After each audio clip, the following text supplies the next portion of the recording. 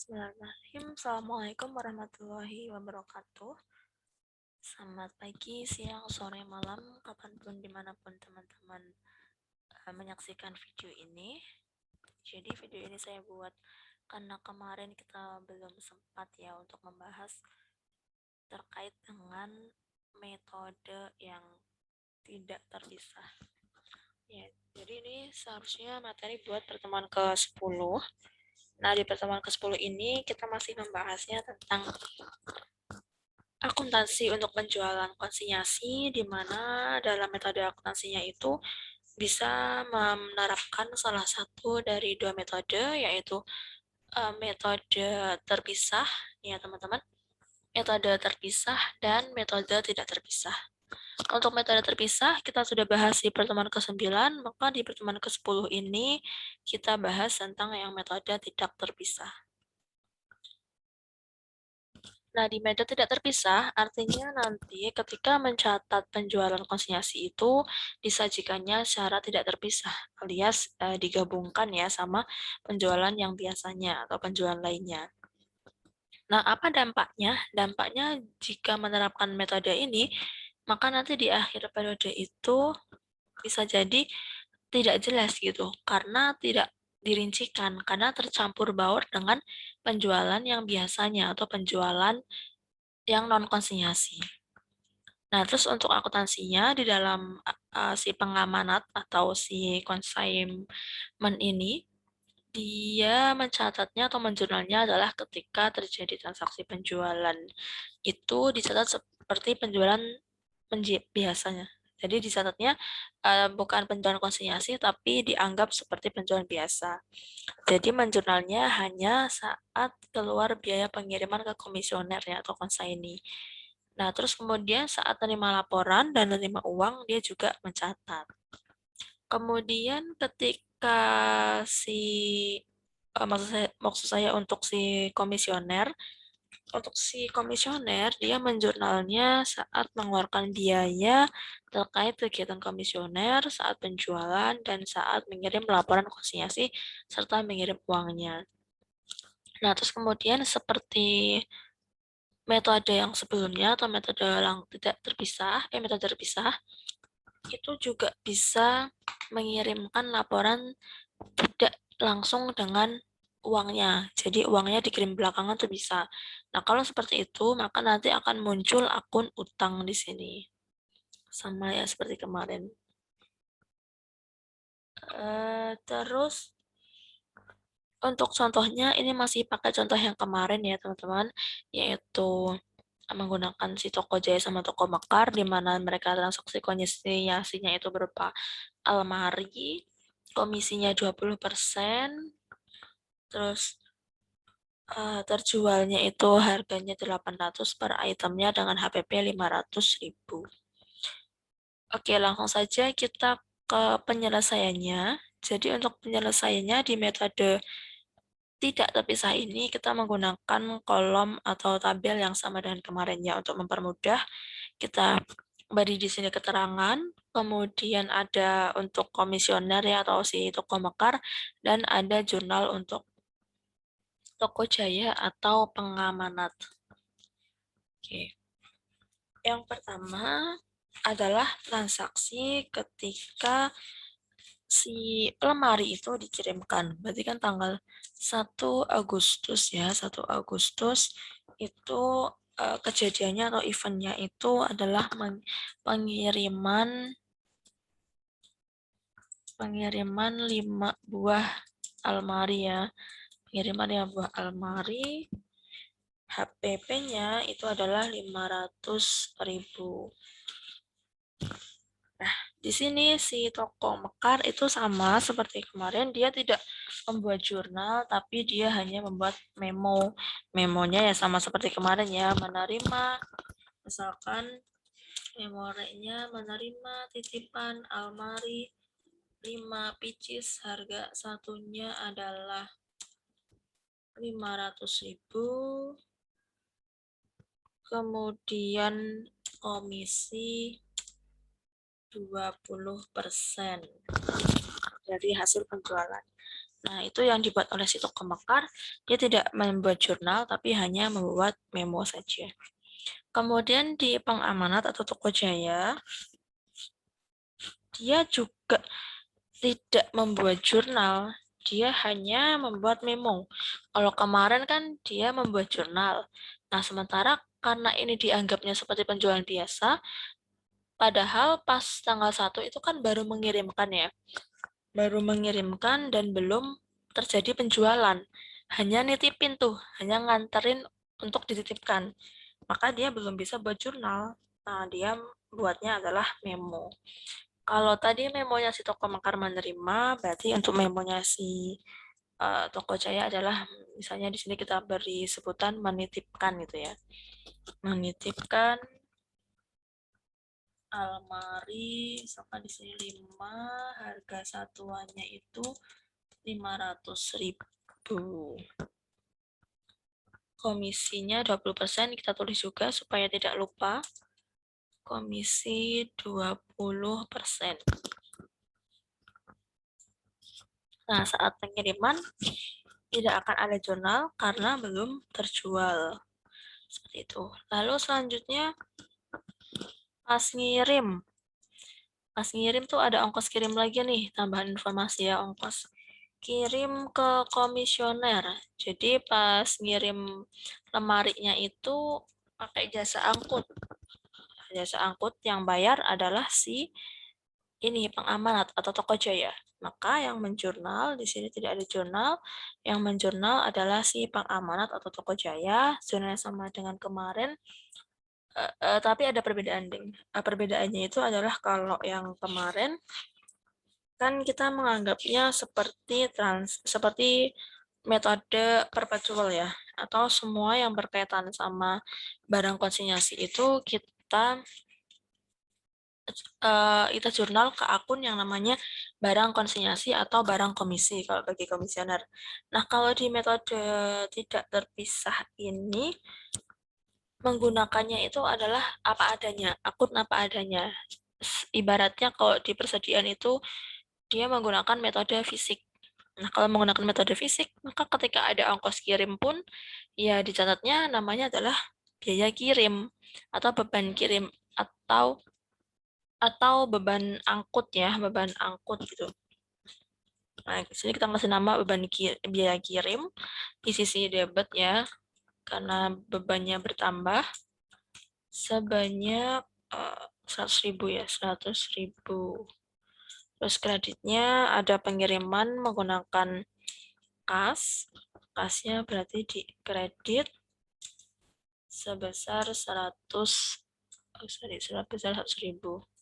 Nah, seperti ini. Jadi jurnalnya tidak dimasukkan ke akun barang konsinyasi, tapi dimasukkannya ke akun biaya kirim. Ibaratnya teman-teman sedang menggunakan metode fisik untuk persediaan. Nah, seperti itu.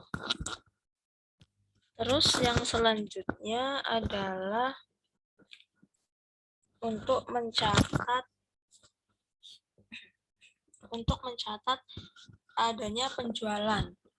Nah, untuk mencatat adanya penjualannya itu kan terjadi dari 1 Agustus sampai 30 Oktober ya, teman-teman. Sampai 30 Oktober itu ada penjualan. Jadi penjualan full.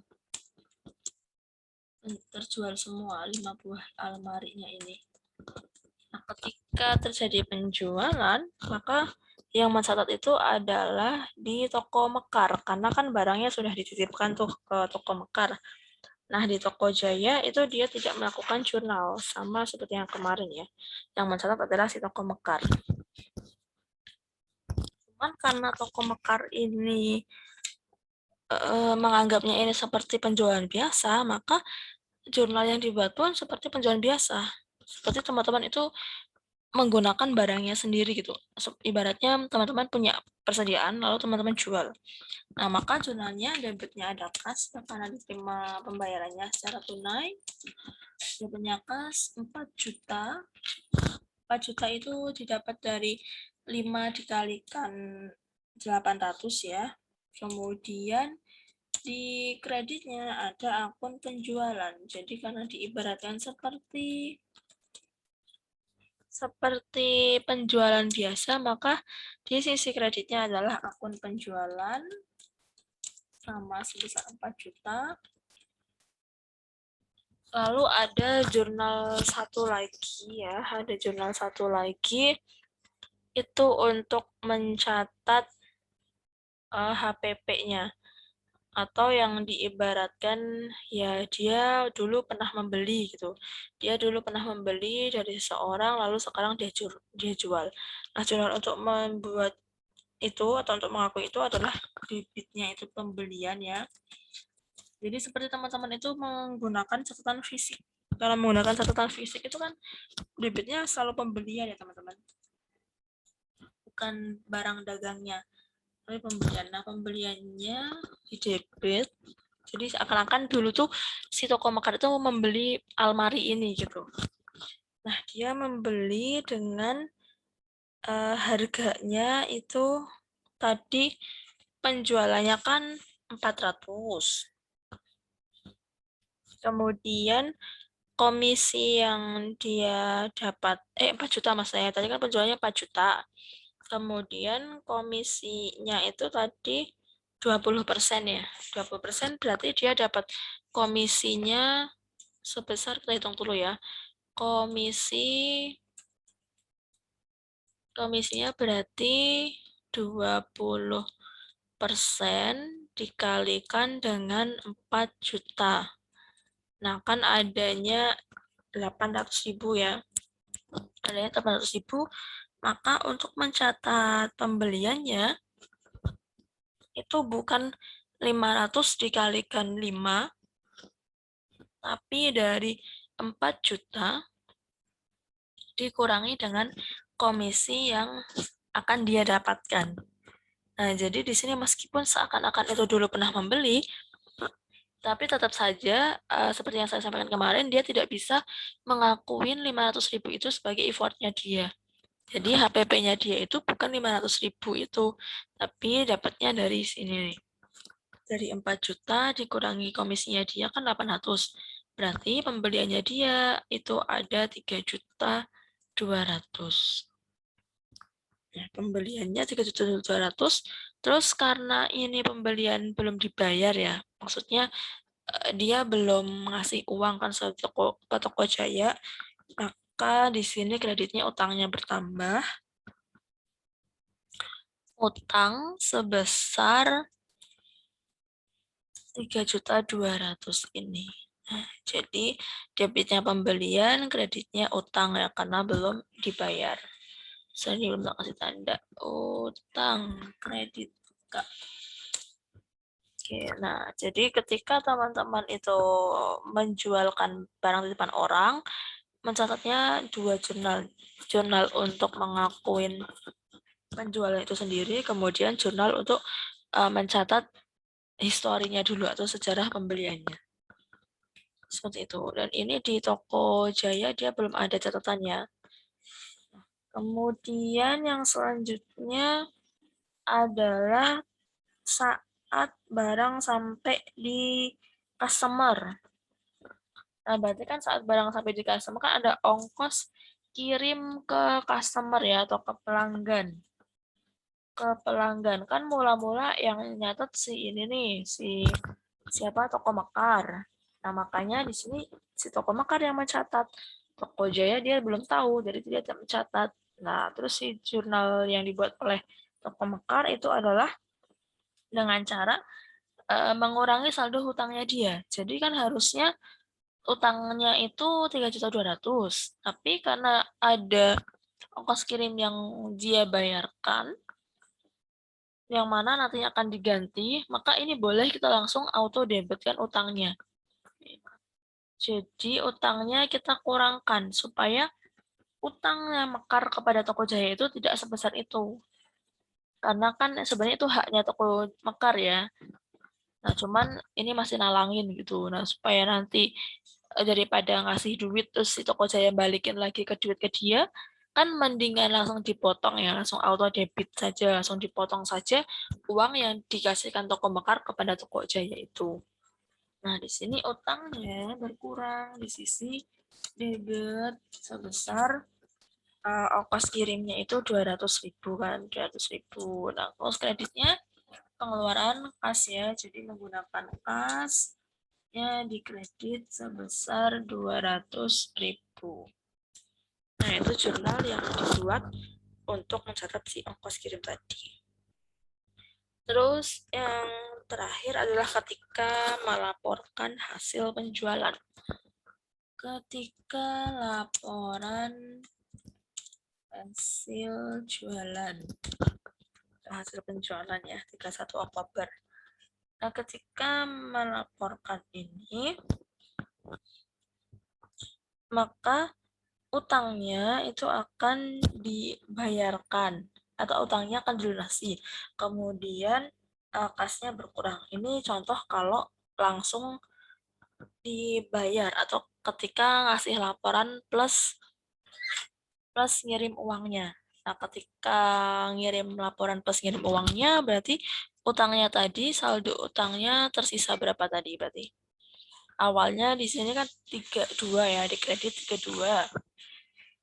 Sudah berkurang 200, berarti yang harus dibayarkan sisanya itu hanya 3 juta.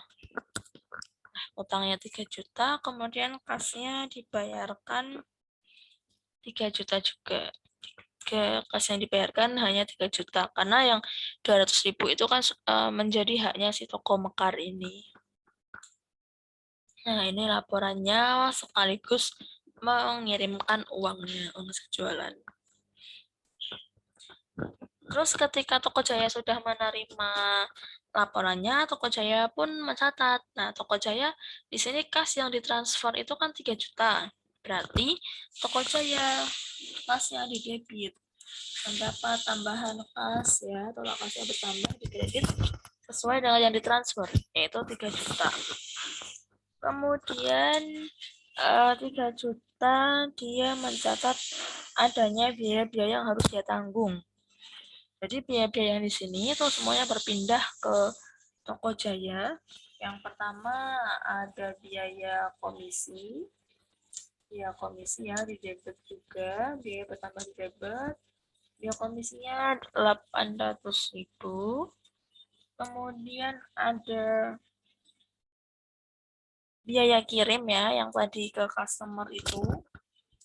Biaya kirim di debit sebesar 200.000. Kemudian kreditnya baru penjualan. Nah, kreditnya baru penjualan. Sisi kredit sebesar 4 juta ya jumlahnya. Dari 800 dikalikan dengan 5. Atau dari jumlah seluruhnya yang ada di debit ini kan kalau dijumlah pasti jumlahnya ada 4 juta. Nah, ini jurnal yang dibuat oleh si Toko Jaya ketika sudah terima laporan. Dia terima kas, dia juga tahu adanya rincian biaya-biaya, biaya komisi dan biaya kirim, dan penjualannya dia itu ada 4 juta. Nah, jadi sebenarnya dia jualnya 4 juta ya, sama, cuma kan ada biaya-biaya lainnya, maka kalau ditanya labanya pun tetap sama. Laba itu kan berarti penjualan dikurangi HPP, dikurangi sama biaya-biaya ya. Berarti di sini penjualan 4 juta dikurangi HPP-nya 2,5. Ya kan HPP-nya kan 5 dikali 500 kan 2,5. Terus dikurangi lagi sama 800 dan dikurangi lagi sama 200 untuk biaya kirim kepada customer. Nah, sebenarnya kalau metode ini tuh lebih simple, cuman kelemahannya yaitu tadi ketika di akhir periode agak sulit untuk mencari atau menelusuri karena ini tergabung dengan penjualan lainnya. Akunnya jadi satu akun di akun penjualan. Tidak seperti yang metode kemarin yang langsung dipisah-pisah. Jadi langsung kelihatan mana barang konsinyasi, mana barang komisi, mana penjualan biasa, mana penjualan yang konsinyasi. Lalu untuk laporannya, sebenarnya laporannya itu mau itu metode terpisah maupun tidak terpisah, sebenarnya laporannya sama ya, seperti ini. Sama saja.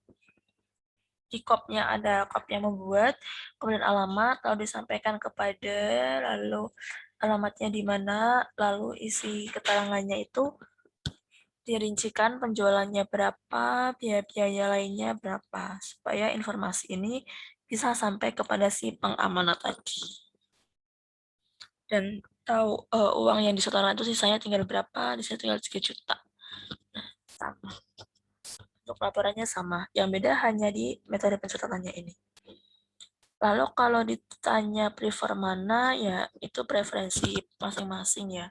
Ada yang lebih suka menggunakan terpisah, ada yang tidak.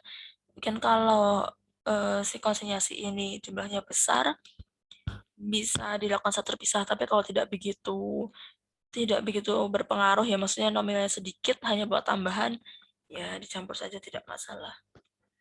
Gitu. Oke. Mungkin itu saja ya, jika ada yang kurang jelas, nanti kita diskusikan di kelas, karena ini materi yang kemarin sebenarnya, cuman pekan depan masih saya buka jika ada yang kurang jelas. Sekian dari saya, wabillahi taufiq wal hidayah, wassalamualaikum warahmatullahi wabarakatuh.